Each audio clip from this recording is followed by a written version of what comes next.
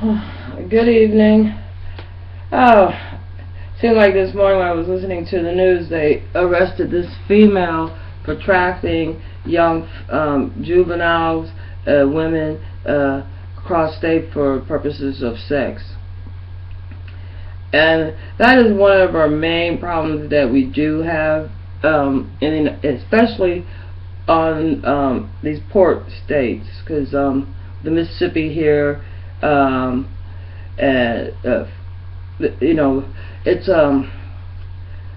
with easy access to other places. I'm not saying people come in and out of the waterway here, but anymore. I don't think. Only thing I see on, but it's easy travel to go to Louisiana, and like to bring them south, to bring them up from south, up north. And the main problem I see that we do have is that when our children are at a certain age, that's when we forsake them. Like, oh, well, I got hear parents say, well, to their daughter, this is their whole sex education. If you get pregnant, I'm going to get rid of you. I've seen them, right when the dire need, when they really are under stress. Maybe the young man has some friends that are influencing him to maybe go borrow his dad's gun just to play with, and so the dad might like, oh, I'm too through with him, he went and got a gun, instead of like, that is like the pivotal part to guide them. But in a lot of cases, you turn them over to authority, or they need a mentor, and you gotta understand, like, when you were a child, if you could sort of recall, and maybe that way you could empathize with a child.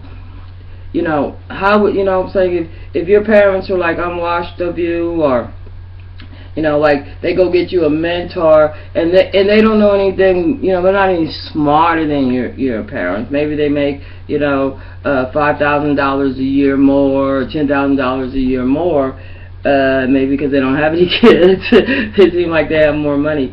But the crucial developing social years that is very pivotal to a child really being around their parents, to know how to respond to these social woes. And and I remember like something like when I was younger, like like they always talk about the bottom bitch with the pimp or whatever. And I remember this one guy was like, she's gonna do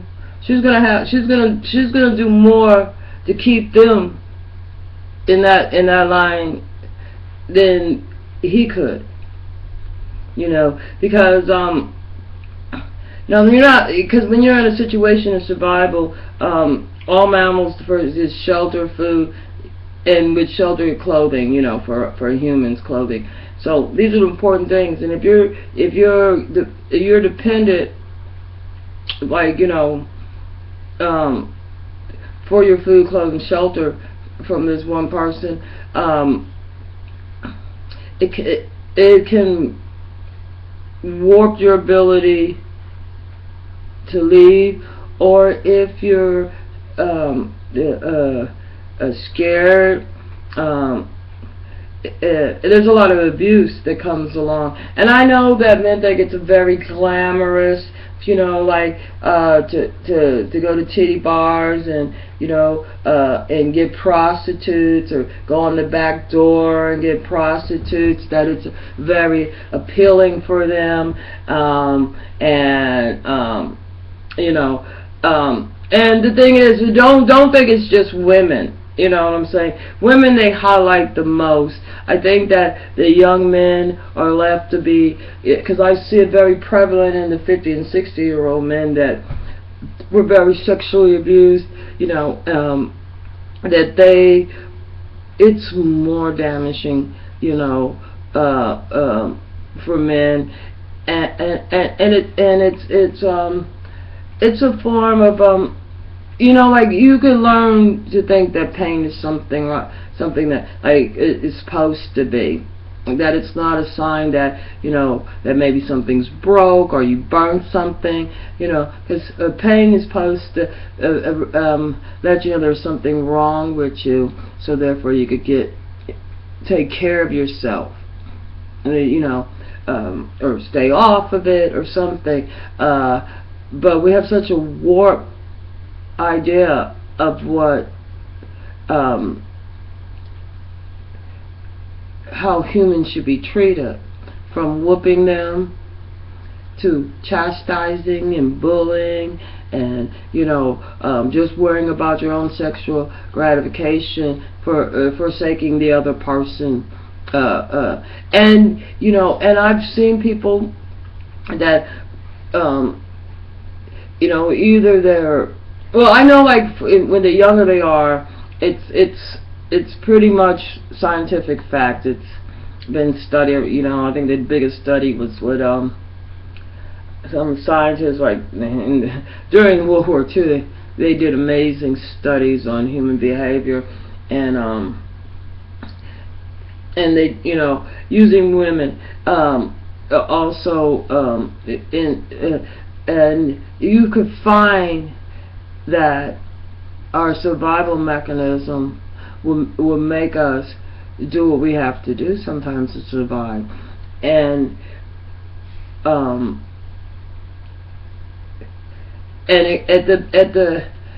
what causes great damage to the mentally, physically, and emotionally. And at this day of age, you would think that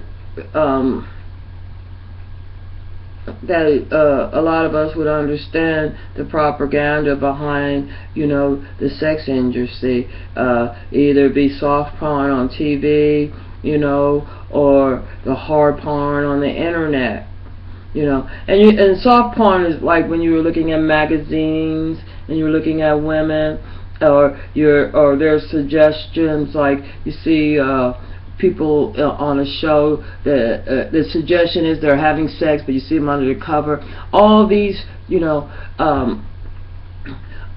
are in a lot of our culture, taboo. Like if you're a Christian or even a Muslim, for a woman to behave in such a way is taboo.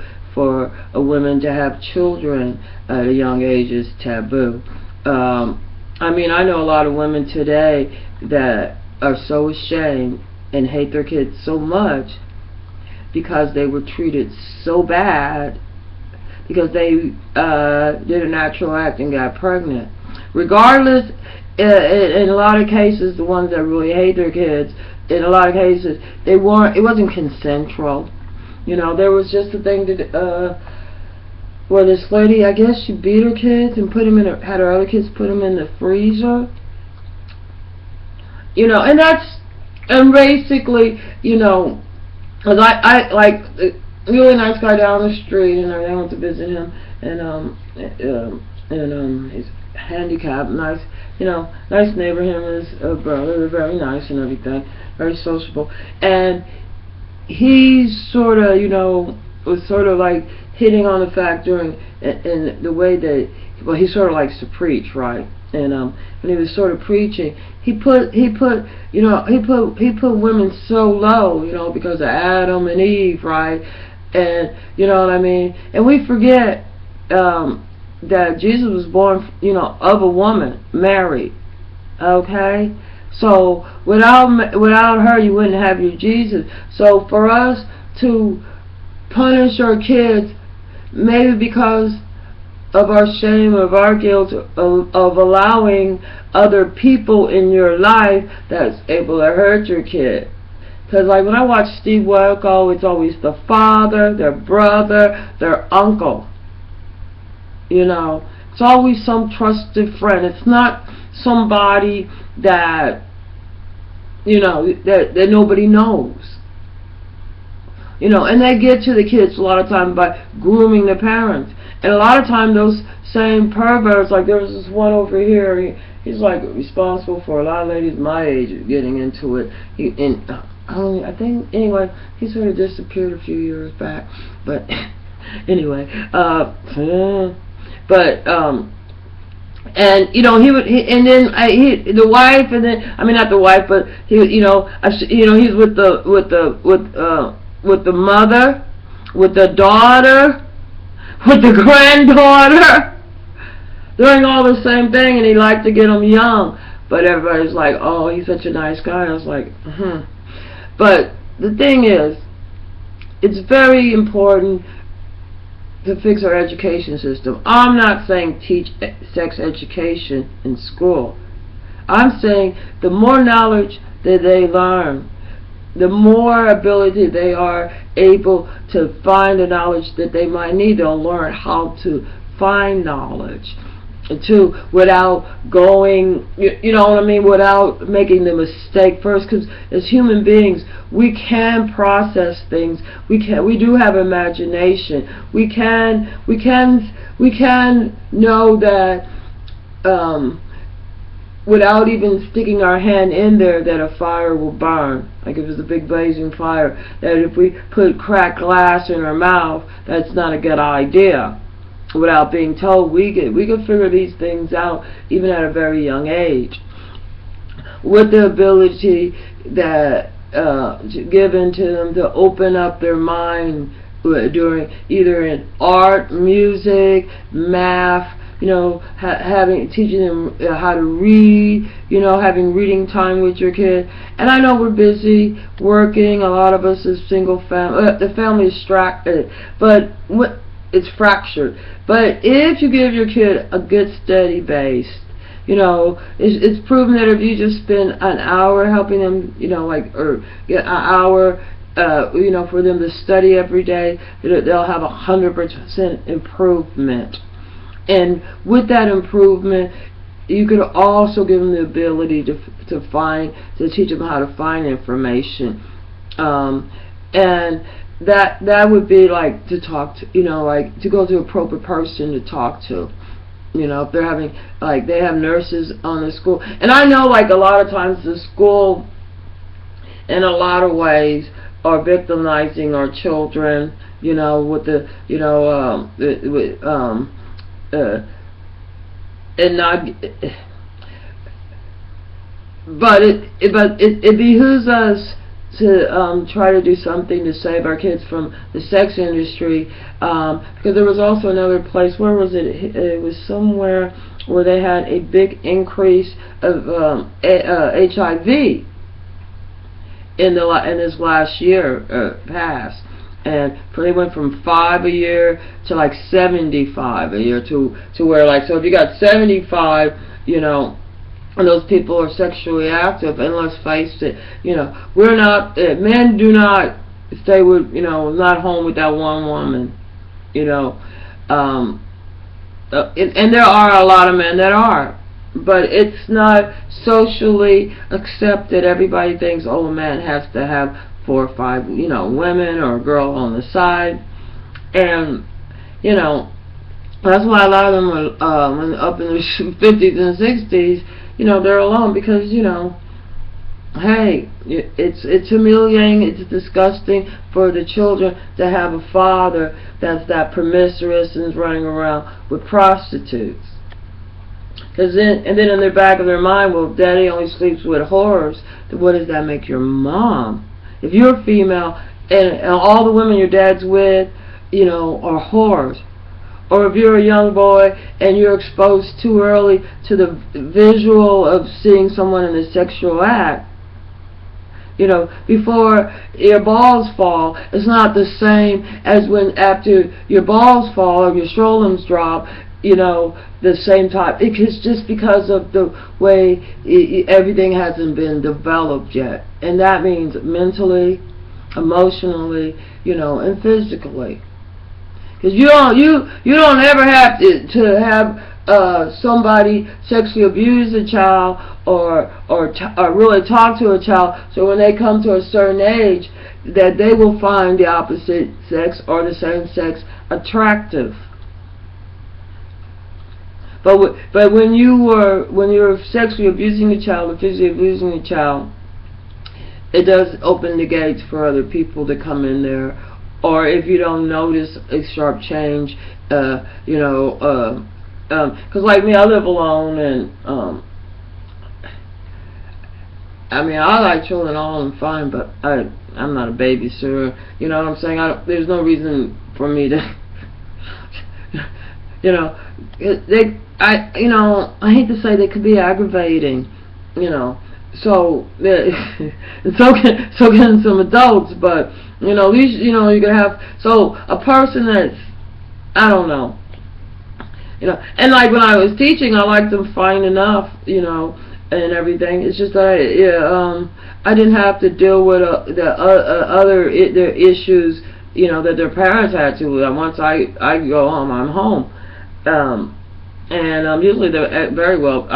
They usually very well behaved in class, you know, and that's a lot of their peer pressure and then wanting to be sociable, but. In Memphis, we have a real bad problem. I mean, they're overly sex. They just arrested a guy and for exposing himself, and I guess he'd been doing it numerous times. And what made me petrified was all those empty houses that was around. And when the police saw him, he was standing in the door of an empty house with himself exposed. How long was it going to take, or if he hasn't already did it? If he's doing, a lot of times they'd rather rape little boys because little boys are not going to say the same thing because they don't want to be chastised as being gay, or even their parents will reject them. So that's something we need to think about is what type of future do we want for our kids? Do we want a future to where they're in the prostitution industry? You know, can we, as the parent as a child, interact in a more positive and find activities for them that, even if it's just like, well, I need you guys to draw me a picture, you know, of something, or why don't you write me a story about what you did in school all last week, or I want you to keep a diary just for you and your feelings. There's so many ways that you could approach your child to where you could have them in an activity where they could be quiet, engaging in that activity, still be learning, and you know, there's more than football and basketball. There's tennis, there's golf, there's soccer, and there's so many different activities that are structured. And I'm not saying that you should just pawn them off to like some group or something. No, I'm saying an activity that maybe even acting or singing, something even where you could sit back and you could enjoy the fruit of their labor. Like if they go to acting class, they could put on a little skit, do a little monologue for you. Or if you're, you know, engage them in the choir in church, they could even sing for you at home. It could be a great enjoyment for you, learning how to play an instrument, being in a different sport activity. Even if it's just rowboating, you could sit on the side of the bank and have you a picnic and watch them. You know what I'm saying? Not where you're actually doing it for them, but maybe you can even help them, like, well, if you want to be a vet, well, let's study about dogs. Let's study a little bit of biology. Because you can't be a vet, you know, without getting that, you know, a doctor, you know, they're a doctor of animals. So anyway, I would very much hope that we could, you know, save our next generation and make them smarter, brighter, stronger, and richer. In the process, make this country richer and better. All right, good night.